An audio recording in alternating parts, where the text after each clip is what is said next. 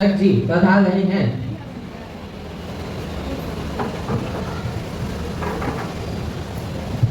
आज के इस सदन में मैं आप सभी का अभिनंदन करता हूं और यह आशा करता हूं कि आज हम राष्ट्र से जुड़ी देश विरोधी कार्य करेंगे। सर्वप्रथम शपथ ग्रहण समारोह होगा। मुख्य सचिव शपथ ग्रहण समारोह आरंभ करवाएं। श्रीमान तेजस जो परिवहन मंत्री गाजियाबाद चुनाव क्षेत्र से निर्वाचित हुए हैं, आप शपथ ग्रहण करना चाहोगे या प्रतिज्ञा लोगे? मैं शपथ ग्रहण करना चाहूंगा। आप किस भाषा में शपथ ग्रहण करना चाहोगे? मैं ग्रहण करने वाला हूँ उसके प्रति पूर्ण श्रद्धा रखूंगा और उसको श्रद्धा पूर्वक निर्वहन करूंगा। श्रीमती अनम जो विजयनगर चुनाव क्षेत्र से निर्वाचित हुई हैं, करना चाहोगे या प्रतिज्ञा लोगे? आप किस भाषा में शपथ ग्रहण करना चाहोगे?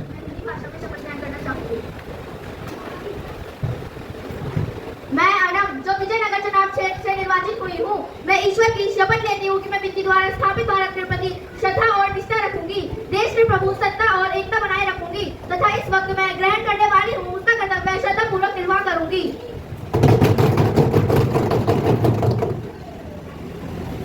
श्रीमान दक्षिण जो चिपियान चुनाव क्षेत्र से निर्वाचित हुए हैं, आप शपथ ग्रहण करना चाहोगे लोगे? आप किस भाषा में शपथ ग्रहण करना चाहोगे?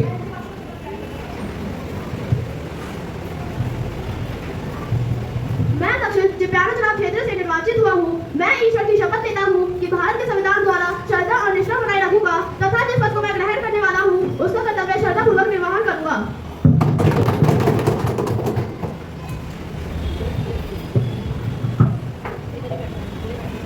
साथियों, आज हम काफी समय के बाद सदन की कार्रवाई जारी की जाएगी। राम मंत्री जी, आप नए मंत्रियों का सदन को परीक्षा करवाएं। धन्यवाद। यह मेरा सौभाग्य है मैं अपने नए मंत्रियों का आपसे और पूर्व सदन से गृह मंत्री श्रीमती विधि, शिक्षा मंत्री मानवी, केंद्र मंत्री श्रीमती राजवी, परिवहन मंत्री। धन्यवाद अध्यक्ष महोदय। धन्यवाद अध्यक्ष महोदय। मैं अपने पक्ष नेता से पूछना चाहती हूँ कि अगर हम विकास की बात करें तो जहाँ तक मुझे याद है कि कोविड के समय में ना किसी प्रकार का आयात निर्यात हुआ था, ना ही किसी प्रकार का व्यापार हुआ था, तो ये सुविधा कैसे? भारतीय रिजर्व बैंक ने तो यह भी कहा था कि रिकवरी को होने में 12 साल लग जाएंगे। महोदय जी 12, तो ये रिकवरी कैसे? क्या इसमें कोई सरकार की चाल है या हमें आंकड़े गलत तरीके से दिखाए जा रहे हैं? महोदय जी आप इतना क्रोधित ना होए, आपके हर सवाल का जवाब मिलेगा महोदय।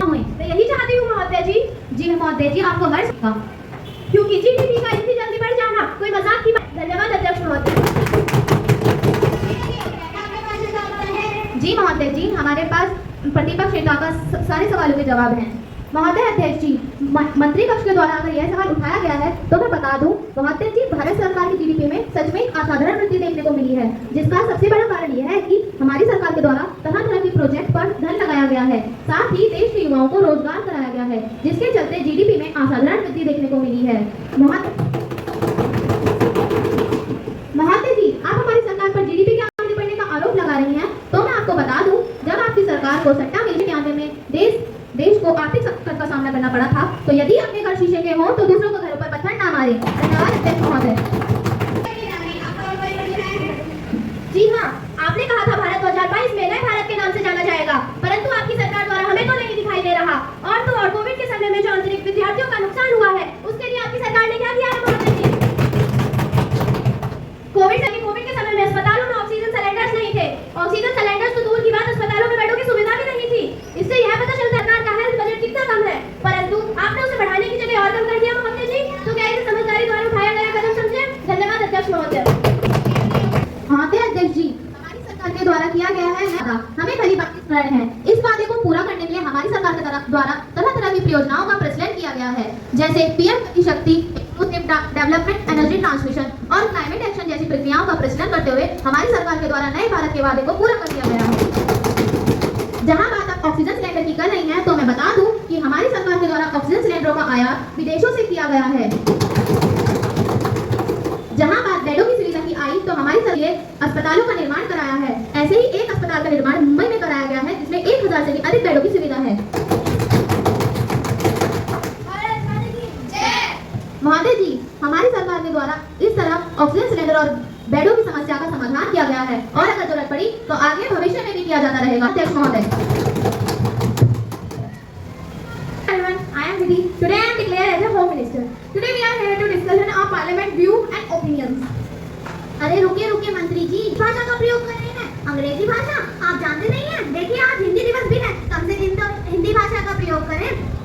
और महोदय जी आपको और मेरे सभी भाई बहनों को मेरी तरफ से हिंदी दिवस की हार्दिक शुभकामनाएं। और क्या आप जानते हैं कि भारत में सबसे ज्यादा बोले जाने वाली भाषा हिंदी है? जी आप कृपया करके हमारे सामने तो हिंदी भाषा का प्रयोग करें। साथियों जैसा कि अभी श्रीमती नमिका ने बताया, आज है मेरी तरफ से सबको हिंदी दिवस की शुभकामनाएं। आज मैं आपसे एक सवाल पूछना चाहता हूँ, हिंदी भाषा की लिपि क्या है? देवनागरी है। जब श्रीमती नाविका ने बताया आज हिंदी दिवस है, तो मेरी तरफ से सभी को हिंदी दिवस की हार्दिक शुभकामनाएं। साथियों आज हिंदी दिवस पर एक सवाल पूछना चाहता हूँ, हमारी मातृभाषा हिंदी की लिपि क्या है? जी हाँ, हम जानते हैं हिंदी भाषा की लिपि देवनागरी है। बात नंबर 104 श्रीमती जैसा। धन्यवाद अध्यक्ष महोदय जी, आप मुझे सदन में बोलने की अनुमति दी। माननीय मैं आपके माध्यम से शिक्षा मंत्री जी से यह पूछना चाहती हूँ कि कोरोना के कारण बच्चे बहुत प्रभावित हुए हैं और बच्चों की शिक्षा पर बहुत ही बुरा प्रभाव पड़ा है। और साथ ही मैं बच्चों की अच्छी शिक्षा के लिए पूछना चाहती हूँ कि आपने बच्चों तक शिक्षा पहुँचाने के लिए क्या क्या कदम उठाए? धन्यवाद।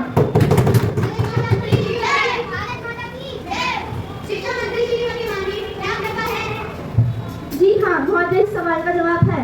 जब श्रीमान महोदय जी, मैं आपके माध्यम से विपक्ष पार्टी नेता को यह बता देना चाहती हूँ, कोरोना काल के समय में हमारी सरकार ने बहुत प्रयास किए थे ताकि बच्चों तक शिक्षा पहुँचा सके। इस ऐसे परिस्थिति में हमारा दायित्व नहीं था कि बच्चे अपनी शिक्षा को रोक दें, बल्कि हमारा उद्देश्य तो ये था कि ऐसे परिस्थिति में भी बच्चे अपनी शिक्षा को जारी रखें। इसके लिए हमारी सरकार द्वारा ऑनलाइन कक्षा का प्रचार। माननीय मंत्री जी, मैं आपकी बात से बिल्कुल सहमत हूँ। माननीय अध्यक्ष महोदय जी, मुझे बोलने की अनुमति दीजिए। माननीय शिक्षा मंत्री जी के द्वारा यह कहा जा रहा है कि उन्होंने ऑनलाइन शिक्षा का प्रबंध किया, लेकिन जो बच्चे गरीब हैं और जिन बच्चों के पास स्मार्टफोन की सुविधा नहीं है, मंत्री जी ने उन बच्चों तक शिक्षा पहुंचाने के लिए क्या क्या कदम उठाए? धन्यवाद। महोदय जी, शायद अभी विपक्ष पार्टी को यह पता नहीं है कि हमारे द्वारा क्या क्या कदम उठाए गए। आपकी अनुमति से मैं इन्हें ये बता देना चाहती हूँ कि जिन बच्चों के पास स्मार्टफोन जैसी सुविधा उपलब्ध नहीं है, उन्हें हमारी सरकार द्वारा मुफ्त में स्मार्टफोन उपलब्ध करवाए गए। आंगनबाड़ी कर्मचारियों के द्वारा बच्चों के घर घर जाकर उन्हें नोट्स प्रोवाइड करवाए गए। ऐसी स्थिति में भी हमारे बच्चों के माता पिता से बातचीत करी और उन्हें जागरूक करने के लिए उन्हें सलाह दी ताकि वो अपने बच्चों को शिक्षा के प्रति जागरूक कर सकें।